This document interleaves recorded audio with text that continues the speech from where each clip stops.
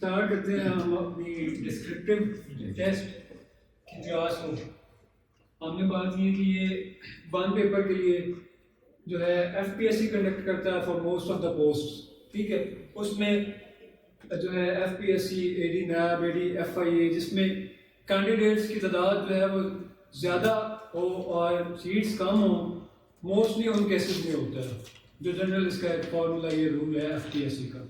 और जो screening test है वो भी बहुत ज़्यादा कैंडिडेट्स क्लियर कर दें तो उसके बाद वो फिर डिस्क्रिप्टिव टेस्ट रखते हैं। उसमें एक सवाल जो है आम तौर पे नॉर्मली 30 मार्क्स कैरी करता है, वो होता है आपका इंग्लिश एसे, ठीक है। इंग्लिश एसे हो या कोई भी आपका सब्जेक्टिव टेस्ट हो, सब्जेक्टिव आंसर वाला टेस्ट हो, ठीक है। जिस तरह सीएसएस पीएमएस है, सीएसएस में एसए और पीएमएस में 100 मार्क्स का होता है, और बाकी भी सब्जेक्टिव पेपर होते हैं सारे, उनमें 20 मार्क्स के एमसीक्यूज होते हैं और 80 मार्क्स का सब्जेक्टिव होता है। तो ये डिस्क्रिप्टिव टेस्ट के लिए ना सिर्फ क्लास इंपॉर्टेंट है बल्कि ऐसे राइटिंग के लिए, सब्जेक्टिव टेस्ट के लिए, उसमें पीपीएससी में जैसे रजिस्ट्रार कोऑपरेटिव सोसाइटीज़ का टेस्ट होता है, उसमें मल्टी पेपर होते हैं। इंग्लिश का इंग्लिश ऐसे, उर्दू ऐसे, कोऑपरेटिव एक्ट और जनरल नॉलेज का एक पेपर होता है। तहसीलदार के टेस्ट में जैसे आपके 4 पेपर हैं। तो इन तमाम एग्जाम्स के लिए, इन तमाम टेस्ट के लिए ये क्लास, ये टॉपिक और ये सीखना कि how to write a paragraph या how to write a short essay, how to write an essay is very important, okay. So let's continue. सबसे पहले अगर हम बात करें तो we would try to break it down into different parts. ये जो पूरा सेशन है डिस्क्रिप्टिव का, इसको, ठीक है। सबसे पहले हम स्टार्ट करेंगे प्री राइटिंग से, ठीक है। प्री राइटिंग, राइटिंग से पहले या ऐसे लिखने से पहले, ऐसे लिखना स्टार्ट करने से पहले, सब्जेक्टिव आंसर वाला क्वेश्चन जो है उसको आंसर करने से पहले हमने क्या करना है? We have to pre-write. We have to do something. We have to perform certain activities which we call pre-writing. Pre-writing में हम क्या करते हैं? How to choose and narrow a topic. ठीक है? How to choose and narrow a topic. For example descriptive test में हमें 4 दिए जाते हैं टॉपिक्स 1, 2, 3, 4 टू राइट एन ऐसे, कि ये 4 टॉपिक्स हैं, इनमें से एक जो है आप चूज करें, सिलेक्ट करें और उस एक पे आप ऐसे लिखें जिसके 30 मार्क्स आपको अवार्ड किए जाएंगे। जितना आपका अच्छा हो उसके अकॉर्डिंगली उतने मार्क्स आपको मिलेंगे। इसी तरह सीएसएस में या पीएमएस में अगर हम बात करें तो इसमें 10 टॉपिक्स होते हैं ऐसे राइटिंग के पेपर में, इसमें 6 होते हैं as far as I remember, if I am not wrong, ठीक है। तो इसलिए हमें राइटिंग से भी पहले जो है कुछ एक्टिविटीज करना पड़ती हैं जो कि ज़रूरी हैं, जो कि मस्ट हैं, so that we may score at least passing marks in our descriptive test या in our essay writing paper, ठीक है। As we have talked about the choice available with us, कि एक से ज़्यादा चॉइसेस होती हैं, एक से ज़्यादा टॉपिक्स होते हैं जिनको हमने, जिनमें से सिर्फ एक चूज करके उस पे ऐसे लिखना होता है। उसको चूज कैसे करेंगे? उसके लिए हम जो है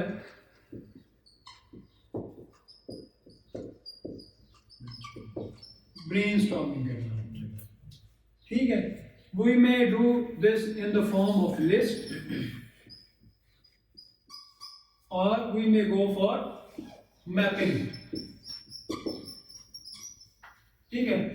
for example social media topic लिख लिया हमने, ठीक है, मैपिंग का मैप डाल लेगा।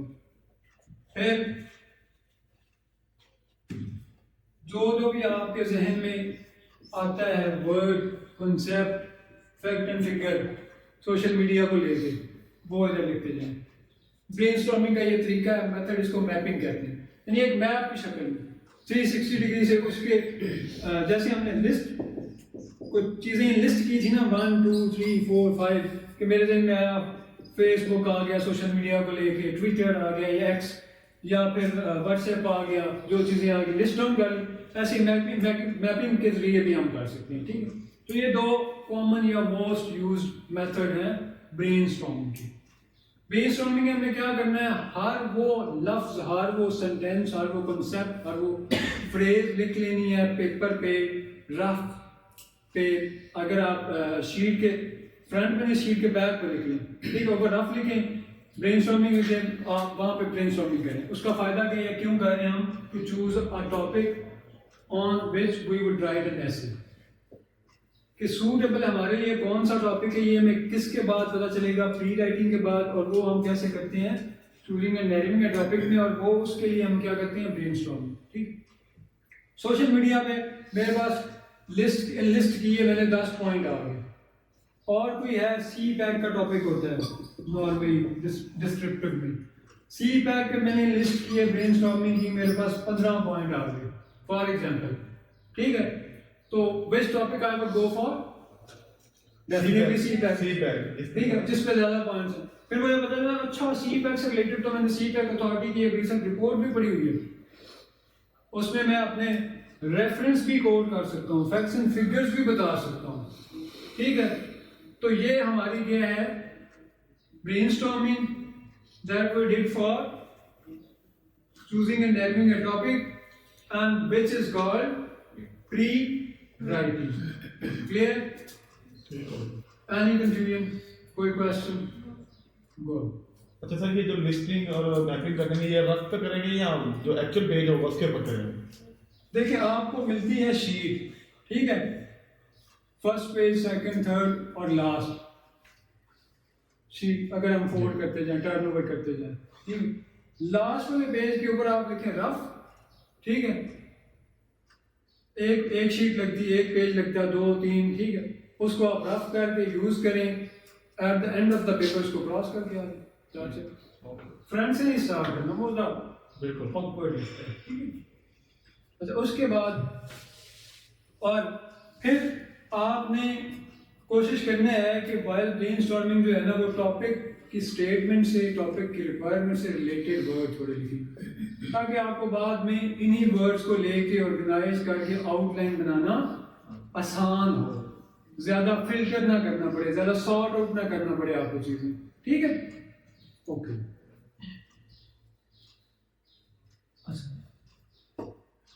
Choosing and narrowing a topic done. किसी किस्म का कोई इशू, कोई सवाल? और ये हम क्यों करते हैं, इसकी इंपॉर्टेंस क्या है, अगर उसकी हम बात करें तो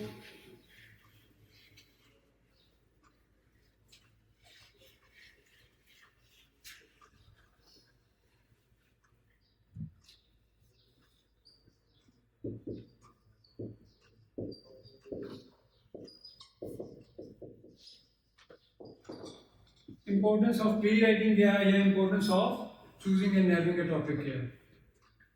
As we have multiple options, CSS में 10, PMS में 6, डिस्क्रिप्टिव में 4, उन 4 में से 2 या 3 भी ऐसे 10 में से हो सकते हैं टॉपिक्स जिन पे हमें देख के लगे कि इस पे मैं लिख सकता हूँ। फॉर एग्जाम्पल CSS में एक पेपर आया था, बॉयज विल बी बॉयज, देखते बंदे को लगता है कि इस पे तो मैं लिख लूँगा, लेकिन जब लिखने बैठते हैं तो 2 पेज लिखने के बाद हमारा जो जखीरा है, वोकैब का जो नॉलेज है, वो जवाब दे जाता है।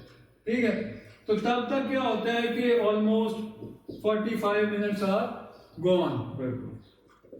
ठीक है, तो इस चीज से बचने के लिए कि हमें घंटे बाद या 45 मिनट्स बाद जाके एहसास हो कि the topic that I have chosen to write an essay on, उस पर तो मेरे पास मटीरियल ही नहीं है। ठीक है, I lack knowledge, I lack facts and figures, मैंने उस पर कोई रिसर्च रिपोर्ट ही नहीं पढ़ी हुई, कोई आर्ग्यूमेंट्स ही नहीं मेरे ज़हन में आ रहे।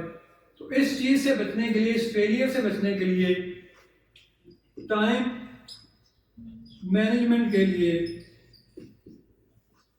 पेपर मैनेजमेंट टेक्निक्स को जो है प्रॉपर यूज करते हुए हम जो है राइटिंग के लिए, खास तौर पे डिस्क्रिप्टिव और खास तौर पे उसमें भी स्पेशली ऐसे के लिए हम जो है ये चीजें प्री राइटिंग और चूजिंग एंड नैरोइंग का टॉपिक करते हैं, सो दैट हम सबसे पहले स्टार्ट ही उस टॉपिक से करें जो फॉर्मल ऐसे राइटिंग स्टार्ट करनी है हमने, या डिस्क्रिप्टिव का जो क्वेश्चन अटेम्प्ट करना है, आंसर उसका स्टार्ट करना है, वो हम उस टॉपिक को लेके चलें जिसको हम कैरी कर सकते हैं।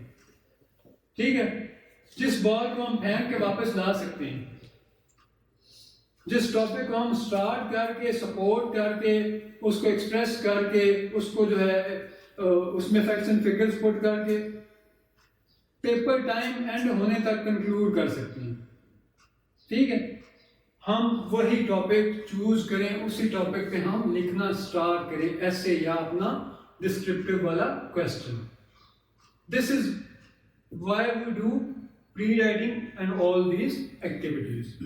ठीक है, sometimes aspirants ask, sir, it is not at all important to go for brainstorming and narrowing and choosing a topic or pre-writing. It may take almost 15 to 20 minutes of the very important time. No doubt the time is very precious and very important, especially when you sit in the examination hall. उस time ऐसे भागता है जैसे जिंदगी में कभी भी नहीं भागा होता। ठीक है, the fastest time machine उस टाइम चल रही होती है। लेकिन अगर आप कोई ऐसा टॉपिक जो है उस पर स्टार्ट कर बैठे जिसको आप मैनेज ना कर सकें, उससे बेहतर है कि ये वाले 45 मिनट्स या 30 मिनट्स या हाफ आवर ज़ाया करके फिर आपको एहसास हो गया, अच्छा यार मुझे ब्रेनस्टॉर्मिंग कर ही लेनी चाहिए थी, मुझे टॉपिक जो है वो चूज़ कर ही लेना चाहिए था जिस पे मैं लिख सकती हूँ या लिख सकता हूँ। तो उसकी बजाय हमें चाहिए कि हम स्टार्ट ही यहाँ से लें। ठीक है, बिकॉज आप अगर एक बार वो वाला टॉपिक चूज और नैरो डाउन कर लेंगे ब्रेनस्टॉर्मिंग करके, confident, it gives you confidence as well as time management, कि आपको पता होता है कि अच्छा इस पे तो मेरे पास आर्ग्यूमेंट्स बहुत हैं, मैं लिख लूंगा, तो आपका साइकोलॉजिकल इम्पैक्ट भी हो जाता है। ठीक है, राइट अप में। और दूसरा ये है कि आपका टाइम वेस्ट नहीं होता और ना ही होगा इंशाल्लाह। ठीक है, this is the importance of pre writing. Clear? हमने थोड़ी देर पहले 5-10 मिनट क्लास में डिस्कस किया है before we get to know that we have to combine the class. तो हमने डिस्कस किया है कि राइटिंग से भी पहले जो चीज़ इंपॉर्टेंट होती है, जो चीज़ हमें करनी होती है, दैट इज प्री राइटिंग। ऐसे में आपने पढ़ा होगा डेफिनेटली। ठीक है,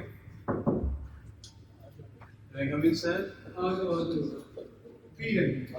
प्री राइटिंग क्या होती है, इसमें हम क्या करते हैं, क्या आपने ऐसे पढ़ा होगा, चूज। प्री राइटिंग में हम क्या करते हैं,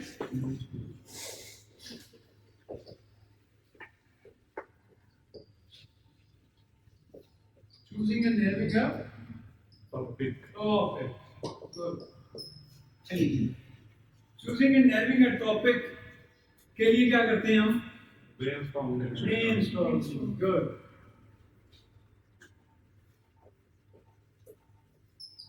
ब्रेनस्टॉर्मिंग हम किन किन तरीकों से कर सकते हैं, mapping and by this list के लिए या कीवर्ड लिखे, टॉपिक लिखा, मैपिंग से जरिए। ठीक है, okay.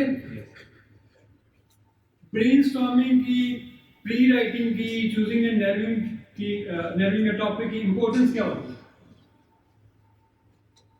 Time management, time management, good. और मटेरियल चूज करने में इजी, मटेरियल चूज करने में इजी है, गुड। और ऑर्गेनाइज्ड होता है, सीक्वेंस आ जाता है। ठीक है, और अच्छा टॉपिक आप उस पर बताएंगे। Animal else, selection of the right topic, write for home, write for the candidate who is attempting essay और सब्जेक्टिव पेपर। मेरे लिए राइट टॉपिक कोई और हो सकता है, आप के लिए और हो सकता है, आप के लिए और हो सकता है। ठीक नहीं, आपके लिए बोलिए। टॉपिक दिया नहीं होता, हाँ दिया होता है, तो बोले ना, फिर बोले ही तो पता चलेगा क्या कंसर्न है। ठीक है, we are given topics, that's why we need to choose and narrow a single topic. We are given 10 topics in CSS essay, 6 in PMS, and descriptive में I guess 4 in descriptive test. ऐसे ही है. We are given topics, not a single topic. That's why we need to go for rewriting, choosing and narrowing a topic and brainstorming. ठीक है. इसकी importance क्या होती है? Time management, sequence, clarity, and the most important thing is choice of right for the person who is going to attempt a paper or test. Okay.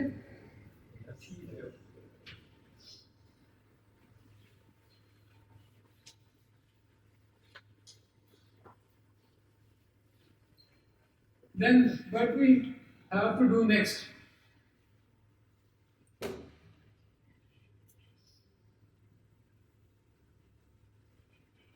What we have to do next? Headings.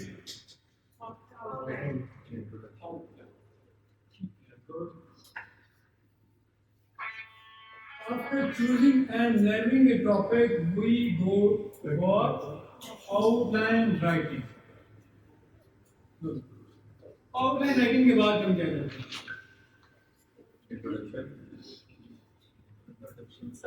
Outline right के बाद हमने choose and narrow topic कर लिया, हमने decide कर लिया हम economic challenges पे लिख रहे हैं, ठीक है.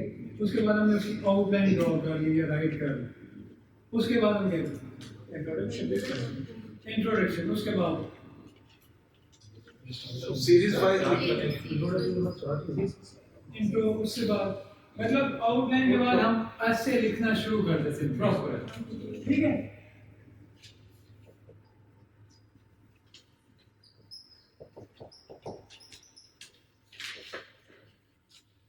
An essay is composed of what?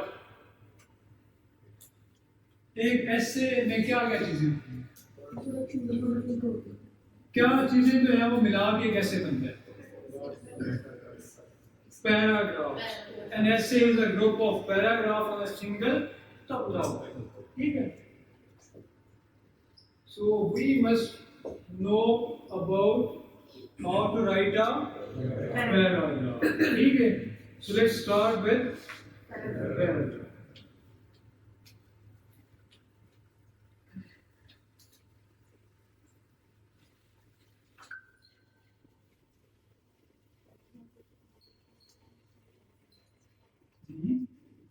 आप बोला लाउड बोले, पहले आप बोलिए, फायदा होगा ना, सबको समझ आएगी.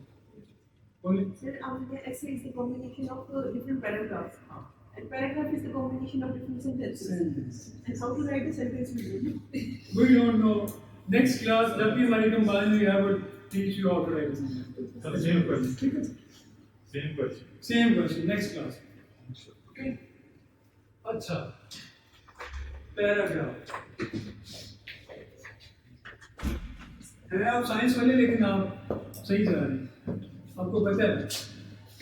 नेक्स्ट मैं भी यही बताने लगा था कि a paragraph is composed of different sentences on a single topic या given topic. ठीक है, उसको हम पैराग्राफ का स्ट्रक्चर. बिकॉज हम कोई भी चीज के बारे में समझना चाहते हैं, पढ़ना चाहते हैं, लिखना चाहते हैं, we must know about the structure, कि उस चीज को बनाना कैसे, उसमें क्या क्या जो है उसको कंपोज कैसे करना, लिखना. इसका भी एक स्ट्रक्चर है.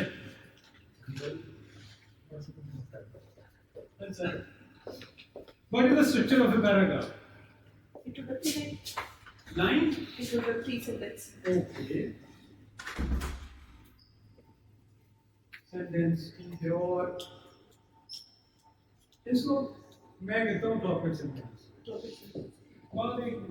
Normally, or most of the time, a topic sentence is the first or introductory sentence of a paragraph. Then, supporting sentences, very good.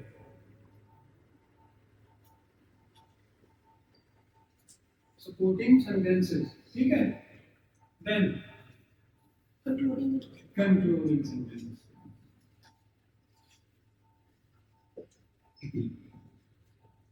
ठीक है जी. So this is the structure of a paragraph. ठीक है. Topic sentence क्या होते हैं? जो इस paragraph की हेडिंग को डिफाइन करते हेडिंग कहाँ लिखी होती है paragraph?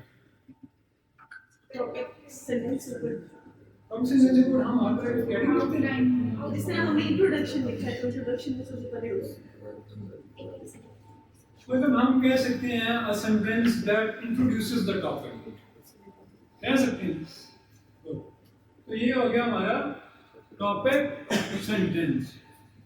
A sentence written most of the time at the beginning of the paragraph which introduces the topic of paragraph is called topic sentence topic sentence. Very good. Then, what are supporting sentences? तो को support कर रहे होंगे उसकी details इसके अंदर की होगी जो मोस्टली मिडिल में आते हैं Good. Comes after the topic sentence and to what? इसको एक्सप्लेन करते हैं कंक्लूजन से पहले Explain, support, justify the arguments made in topic sentence. The stance taken in topic sentence. ठीक है? How can we do that? किस तरह से कर सकते हैं? Examples. ठीक है? Facts और arguments और इसी तरह की चीजें रेफरेंस कोट करके एग्जांपल्स और लॉजिकल आर्ग्यूमेंट्स, ठीक है, but they should support the topic sentence. These must not be irrelevant to your topic, otherwise वो आपका कोई पैराग्राफ नहीं होगा, ठीक है, इफेक्टिव या गुड पैराग्राफ नहीं होगा, ठीक है। अच्छा, सपोर्टिंग भी हो गया। What is concluding sentence and what is its role? Summary of all, topic तो किसी हद तक ठीक है। हाँ, the mirror image of the topic sentence we can say mirror image of the topic sentence मेरे इमेज को हम कैसे एक्सप्लेन करेंगे? जो टॉपिक सेंटेंस है ना सिर्फ उसी के बारे में हम मतलब फाइंडिंग्स कह लें सर, आप फाइंडिंग्स कह सकते हैं। Anything else, anyone else?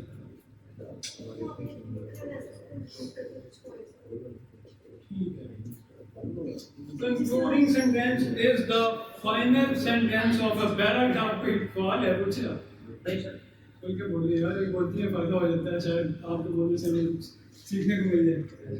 अच्छा, concluding sentence is the final or the last sentence of a paragraph. क्या काम होता है इसका? That re-emphasizes your main argument or rephrases your main arguments in a different way, in the different wording, different from topic sentences. Wording, wording style भी हो सकता है, wording ये चीजें डिफरेंट, कॉपी पेस्ट नहीं करनी, ठीक है। और इसमें क्या नहीं होना चाहिए, जैसे हमने सपोर्टिंग की बात की ना, इसमें क्या नहीं होना चाहिए? इंट्रोडक्शन एग्जाम्पल्स वगैरह नहीं हो रहा है। अच्छी कोशिश की, मजाक किया आपने। हाँ सर, तो इसमें क्या नहीं होना चाहिए? कंक्लूडिंग में एग्जांपल ही एग्जांपल नहीं होनी चाहिए, ठीक है, अच्छी वैलिड पॉइंट है, ठीक है। मुझे ऐसे लगता है जिस तरह हम इंट्रोडक्टरी तो राइट तो sir therefore in fact from the above discussion उसको रीफ्रेज रीफ्रेज, ठीक है, रीएम्फसाइज आवर मेन आर्गुमेंट और आवर टॉपिक सेंटेंस। लेकिन इसमें क्या होना चाहिए? It must not introduce a new argument. The mistake most of the aspirants make is they go for the new argument in the concluding paragraph or of an essay or in the concluding sentence of a paragraph.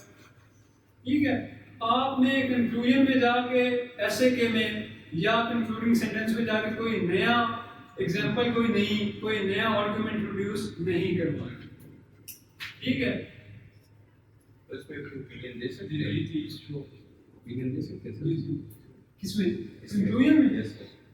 नहीं अब mentioned अगर arguments को हम लोग अगर pros and cons for example कर रहे हैं तो अगर हम pros की तरफ है तो हम pros की favor में कुछ लिखते हैं including the sentence में for example for example sir ये social media है सोशल मीडिया का टॉपिक है, ठीक है, इसमें pros and cons के बारे में सर अगर लिख रहे होते हैं introduction social media is a blessing और कर्स, हाँ ठीक है, इसका आप इंट्रो लिख रहे हैं, ये कहना चाह रहे हैं सर इसमें अगर मैं concluding sentence में बताना चाहूँ कि मतलब मेरा जो stance आगे होने चाहिए वो मेरा है pros की तरफ है तो वो मैं लिख सकता हूँ लिख सकता हूँ लिख सकते हैं आप, लेकिन ये नहीं लिखना कि इन माय ओपिनियन, ठीक है।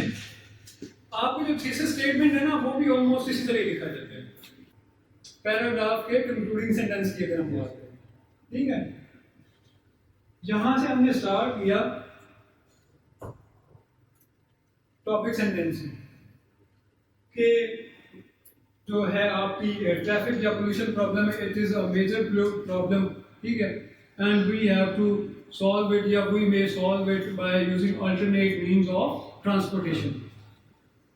यहाँ पे आके कंक्लूजन में हमने उसको रीफ्रेज कर दिया, रीस्टेट कर दिया और एम्फसाइज भी कर दिया अपने मेन आर्गुमेंट, और ये बता दिया कि इसका जो बेस्ट सोल्यूशन है गो यूजिंग पब्लिक ट्रांसपोर्ट। सर हाँ, एक सवाल ये था कि हमने पहले इंट्रो लिख लिया है, आपने कहा है कोई नई चीज नहीं लिखनी कंक्लूजन में, जो हाँ। आपने पीछे रेफरेंस दिया है वही लिखना है। हाँ, सवाल ये है कि हम इंट्रो लिख के 15-18 जो भी हमने रेफरेंस डालने हैं, हाँ। उनको अगर हम खाली छोड़ के पहले कंक्लूजन लिख लें, उनमें से हमें जो बेस्ट लगे वो बाद में हम पुट कर लें। जो कंक्लूडिंग पैराग्राफ है ना, ऐसे का कंक्लूजन, सर वो भी तो हमारी उसमें हम आते हैं अभी बाद में, ये हम पैराग्राफ के स्ट्रक्चर की बात फिलहाल कर रहे हैं। अच्छा, हाँ, ठीक है, ओके, अच्छा, ठीक है, क्लियर है स्ट्रक्चर पैराग्राफ का सबको।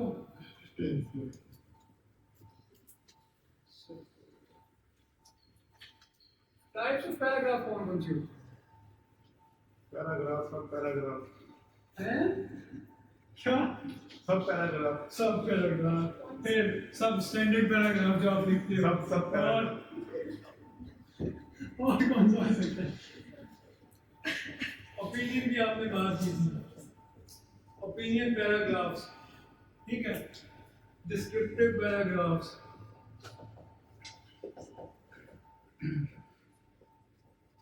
और प्रोसेस पैराग्राफ्स, और भी दो चार होते हैं।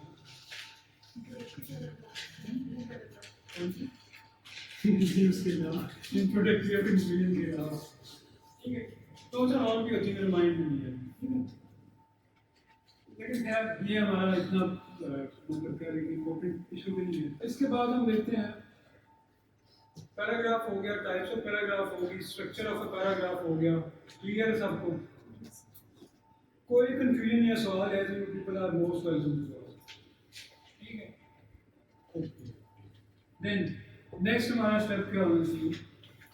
पैराग्राफ हमें लिखना आ गया, लेकिन यकीन करें लिखना तब आएगा जब आप इसको प्रैक्टिस करके इवेल्युएट कर लेंगे, ठीक है, आपकी खामियां आपके सामने आएंगी, क्योंकि ये मैं सारी जो खामियां बता रहा हूँ ये मैं इवेल्युएशन में देख रहा हूँ कि किसी ने जाके एंड पे न्यू बात छेड़ दी होती है, ठीक है, किसी ने स्टार्ट नहीं सही दिया होता, किसी ने जो है एग्जांपल्स जो है रेलेवेंट नहीं पुट की होती है। अच्छा, उसके बाद अगर हम डिस्कस करें आउटलाइन, शॉर्टली डिस्कस कर लेते हैं। आउटलाइन मेकिंग की इंपॉर्टेंस क्या है? सब सीक्वेंस पता चल जाती है जी हाँ, रोड मैप में चलते हैं। सीक्वेंस, रोड मैप और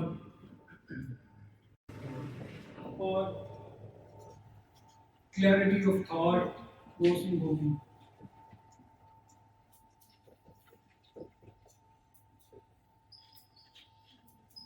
और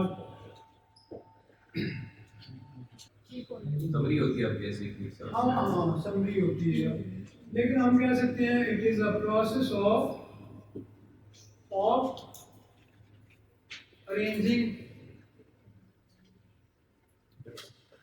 It is a process of arranging ideas into a sequence to have a clear roadmap or structure of an essay. Outline writing basically एक process ही है ना, जिसमें हम arrange करते हैं अपने ideas को, अपने thoughts को, अपने arguments को, main arguments को, sub arguments को, to have a clear sequence or a structure of an essay. Importance क्या होती है इसकी? Again वही कि आपको स्ट्रक्चर मिल जाता है, रोड मैप मिल जाता है, आपको क्लैरिटी ऑफ थॉट मिल जाती है, आपकी जो फ्लो ऑफ आइडियाज है उनको एक डायरेक्शन मिल जाती है, उनको एक ऑर्गेनाइजेशन मिल जाती है। उससे क्या होता है, उससे जो है आपकी राइटिंग जो है वो फ्लो में चलती जाती है, टाइम मैनेजमेंट का इशू नहीं होता, ठीक है, इन सारी चीज़ों का इशू नहीं होता। That's why outline is important. और आउटलाइन के मार्क्स भी होते हैं CSSP ऐसे में से और किसी सब्जेक्ट में ऐसे मार्क्स नहीं होते। अच्छा, उसके बाद नेक्स्ट ऐसे के बारे में और क्या डिस्कस करना चाहते हैं? यस, डिस्क्रिप्टिव के बारे में। सेंटेंस कैसे लिखना है, सेंटेंस कैसे, उसमें लिखना क्या है? Oh my God, so much innocent question. Sir हम 0 से भी माइनस कर रहे हैं, 0 से 0 से भी पीछे माइनस कर रहे हैं। आप माइनस से शुरू कर लें। ये दोबारा मैट्रिक करना चाह रहे थे। खान क्या करती हो यार? सेंटेंस होता क्या? चलो यार तुम्हारा सेंटेंस नहीं रुका, इसके बारे में बात कर लेते। ग्रुप ऑफ सर उसके अंदर लिखना क्या है सर वैसे वो मसला है। आप कोई एक भी कॉमन टॉपिक उठा के उसका एक इंट्रो तो लिखने को 2-3 लाइन का, ताकि सबको अंदाजा भी हो जाए अगर possible. No problem at all, ठीक है। अच्छा, सेंटेंस क्या होते हैं? सेंटेंस के अंदर लिखना क्या है, वर्ड्स क्या लिखने हैं, वो डाटा कहाँ से आएगा वो मैं पूछ रहा हूँ। बचपन से लेके आज तक कितनी क्लासें पढ़ी हैं आपने? 16। उसमें कितनी किताबें पढ़ी हैं? यार मेरे ख्याल से 3-4 तो पढ़ ली हम। 400। हर किताब के कितने चैप्टर होंगे? 20-25 होंगे। 25 मल्टीप्लाई करो, कितने हो गए? मल्टीप्लाई करो, 400 को करें तो 800 और सर ये सिर्फ CSS की बात कर रहा है, बात करें ठीक है। करूँगा फॉर एग्जाम्पल, ठीक है, चैप्टर, हर चैप्टर में कितने पैराग्राफ्स हों? बताओ यार, 10,000 चैप्टर हैं तो पैराग्राफ हो 1 लाख कर रहे हैं। चलो 60,000 कर लो, 60,000 कर लो। सर मैं इस सवाल को अगर थोड़ा सा मजीद, इसका कहने का मतलब ये है, रुको तो सही, मुझे पता है।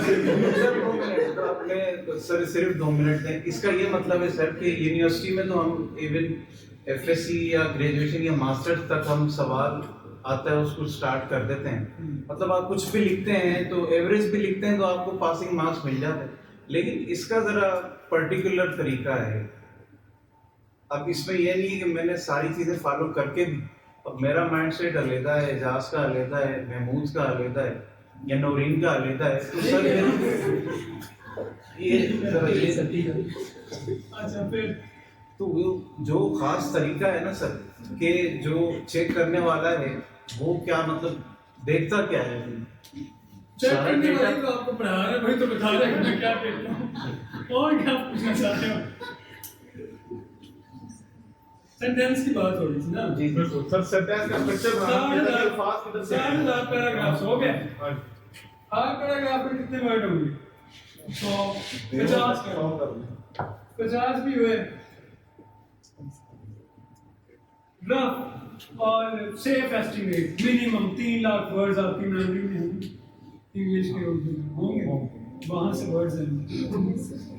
लेकिन वर्ड कंबाइन किस तरह करने वो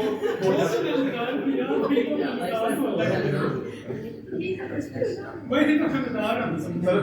मेरा पूछने का मकसद यही था कि हमें 0 से बताना पड़ेगा। 0 से बता रहा हूँ भाई, 0 से बता रहा हूँ। प्री राइटिंग से पीछे और कुछ नहीं होता, यकीन करो। अच्छा ठीक है, क्या सेंटेंस से शुरू कर देते हैं, कोई बात नहीं। आपको तो मैं बुक्स दूंगा तो मेरी अपनी है, फॉरेन लेक्चर्स की, पढ़ के मुझे वापस कर नहीं तो मैं एयर फोर्स आ जाऊंगा। वही करेगा। अच्छा, वो अपना सब क्लियर हो गया अगर इंसानों की तरह ध्यान से पढ़ोगे। पहला सम बहुत ज्यादा Sentence is a group of words that makes Sense. complete sense. ठीक है। For example, इसके बारे में आपने बात करनी है। क्या है? मोबाइल, एंड्रॉइड मोबाइल है सैमसंग कंपनी का।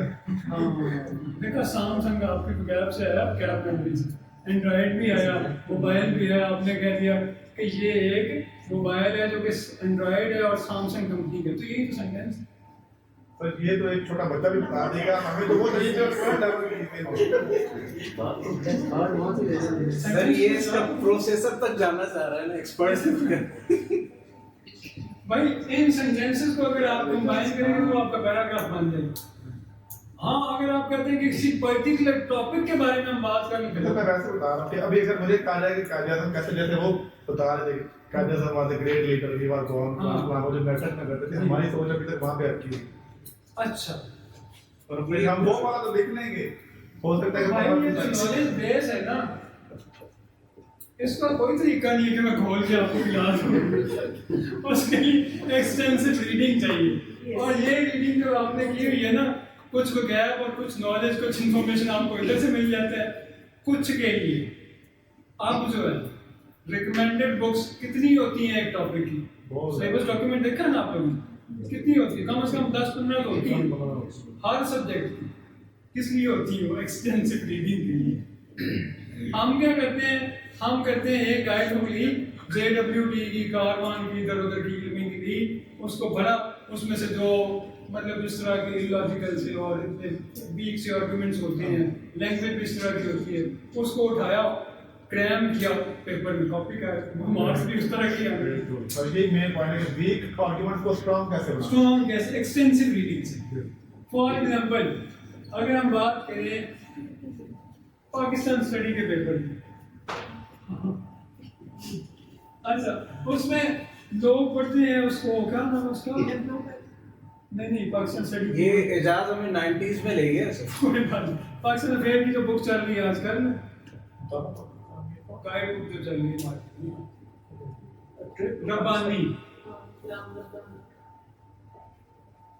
रब्बानी को पढ़ते हैं। अच्छी बुक होगी, सबको समझ आती होगी, मुझे जरा भी समझ नहीं आती इसकी, और ना ही मिलती, और ना ही वर्दी ऑफ रीडिंग। उसकी वजह क्या है? इतने अच्छे आर्गुमेंट्स नहीं है, इतने अच्छे जो है वो ग्राफिक या वोकैब नहीं है जो चाहिए, और इतनी क्लैरिटी ऑफ थॉट नहीं है, इतनी सपोर्टिंग एविडेंस नहीं है, इतना रिसर्च बेस्ड नॉलेज में एक बुक में नहीं है जो आपको चाहिए। एक कोई भी गाइड बुक होती है, आपको एक जो है वो एक बार गो थ्रू हो जाए आपका सिलेबस, ठीक है। अब उसमें जो क्वालिटी ऑफ आर्गुमेंट्स है उसको कैसे इंप्रूव करना है। मैंने CSS के लिए पाकिस्तान हार्ड कंट्री, ठीक है, रिकमेंडेड में से मेकिंग सेंस ऑफ पाकिस्तान और ट्रैक टू पाकिस्तान, ये तो PMS के लिए लाजमी पढ़नी है। प्री पार्टीशन बहुत अच्छा है, ट्रैक टू पाकिस्तान PMS के लिए, क्योंकि PMS के लिए 20 मार्क्स आती है ना, फेल इन द ब्लैंक्स, वो काफी सूझता है। अच्छा, उसके बाद एक बुक थी फॉरेन पॉलिसी ऑफ पाकिस्तान,